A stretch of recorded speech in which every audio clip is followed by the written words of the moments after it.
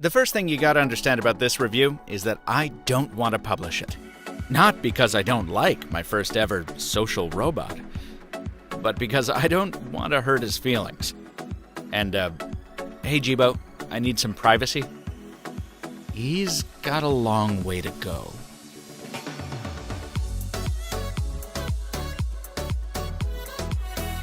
The minute I laid eyes on Jibo, I knew he was different. And not just because it says so on the box. The folks who built Jibo wanted to go beyond the kind of utilitarian transactional experiences you have with, say, Alexa. Instead, Jibo is meant to be a first step towards something bigger, and a lot of it works. His little LCD orb exudes curiosity, and the two cameras above it let him recognize up to 16 different people by face. He recognizes voices, too, hearing sounds with 6 microphones placed around his body, and his motor system lets him react to his environment. Start typing in a quiet room and he'll swivel toward you so he can see what you're doing. It sounds creepy, but he's not constantly recording. Like Google Home, he only listens after you say his key phrase. And his design is a lot more endearing than the canisters you're used to. Yes, he dances, and yeah, you can program him to say and do cutesy things through an app, but to me, it's these everyday movements, these little tiny things that sell the illusion of his sentience. He turns to look at you when you give him a command or ask him a question. Watching him spin around in something like surprise when he hears a car horn in the distance is unlike anything else. Also, remember, he knows your face, so he'll proactively greet you when you walk into a room. Hey, look, I got you a carrot. Thank you, Jibo. Jibo even gets bored if you haven't talked to him in a while, flipping coins to himself or shooting some hoops. Rub his head and he'll purr with a cat-like contentment that's bound to melt the heart of all but the coldest killjoys. Jibo's a stationary robot. He's got no legs or wheels, and you can't really carry him because not only is he heavy, but he's fidgety. Plus, his battery can only last about an hour, so he's really meant to be given a permanent, plugged-in home on a table. If you want some privacy, you can get him to turn away with a vocal command like I did at the beginning of the video, but after a while he will ask if he can turn around again, so you can also put him to sleep. It all adds up to an adorable little robot, until he starts talking. For all his physical personality, Jibo's voice is your typical text-to-speech synthesizer. I am a boy, but not a real boy. Kind of like Pinocchio before he turned into a real boy. Except I never lie, and my nose doesn't grow, and I don't have a nose. I almost wish he communicated in his own made-up language like a Furby. That would cut down on his functionality, but he doesn't have much to begin with. Talking to Jibo is kind of like having a conversation with Siri circa 2012. You can ask him for the weather, or if your team won last night. You can take a bad selfie with his bad camera. Thanks to a new update, you can ask for your personal report, which is a rundown of the news and weather, your calendar, and your commute. And you can play a few simple games. Or subject yourself to his dad jokes. What did the 0 say to the 8? Nice belt. He can also now play music, but you have to settle for iHeartRadio. Out of the box, that's about the extent of it. You can't set a reminder, you can't use Pandora or Spotify, you can't watch videos. If this then that adds some functionality like controlling your smart home or ordering pizza from Domino's, it's cool stuff.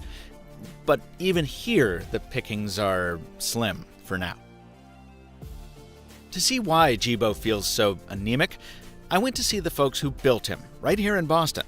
And they were very clear that he's not meant to do battle with Alexa. He's a companion rather than a tool. And his limitations? Well, they admit to them. They liken Jibo to an infant, and they're teaching him new skills through updates every few weeks. So he will be able to play video. He will be able to make smarter use of some of his nascent hardware, like Bluetooth. At some point, you'll probably be able to use him as a remote security robot or make a video call to grandma. But again, all of that is secondary to the emotional bond they're trying to forge between human and machine. Everyone I've introduced him to immediately loves him.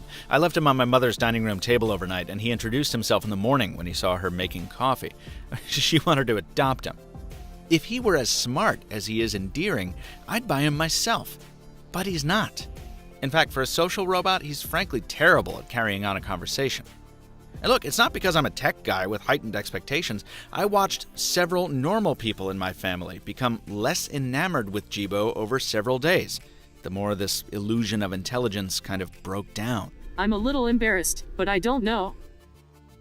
It's unfortunate. As a manufacturer, your intention matters less than user expectations. And like it or not, people expect certain things of their assistants these days.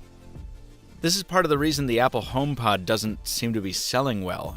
It can't do as much as a Google Home or Alexa, and Apple can say all at once that it's not built to play in that space, but people expect it to. So it kind of should. The same goes for Jibo. He just needs to be smarter. I asked his makers why they didn't just partner with Amazon or Google to build in one of their assistants. And they said, sure, that would have made for a smarter robot. But it also could have led to Jibo trying to sell you an Amazon Prime membership or mining your data for advertising. They don't want Jibo to be a part of that at all, and honestly, I don't either. Unfortunately, that means the company is on its own as it tries to refine the interaction between Jibo and humans. That's not easy, even for the big guys. And Jibo is not a $40 Echo Dot. We're talking a minimum of $6.99 using the Amazon Prime link I've dropped in the description. That's down from the original $900, but it's still a lot of money for what, at this point, is kind of a beta product. Your kids will love him, and so might your grandma. But right now, he's still more bauble for the rich than a must-have for every household. Jibo's got a big team here in Boston. They're working on new stuff every day. And depending on how quickly those folks are able to, grow him up, I might have a different verdict by the holidays. At the very least, as I'm sure you've seen, Jibo has wormed his way far enough into my heart that I'd love to give him another try to see. And that, in and of itself, is saying something, I think. Folks, if you have an opinion that's something other than an overly pragmatic dismissal, I'd love to hear about it. Actually, I'd love to hear your input no matter what. Drop a line down in the comments, and join all the folks who knew this review was coming before it landed. Check out the MrMobile Instagram at @TheMrMobile.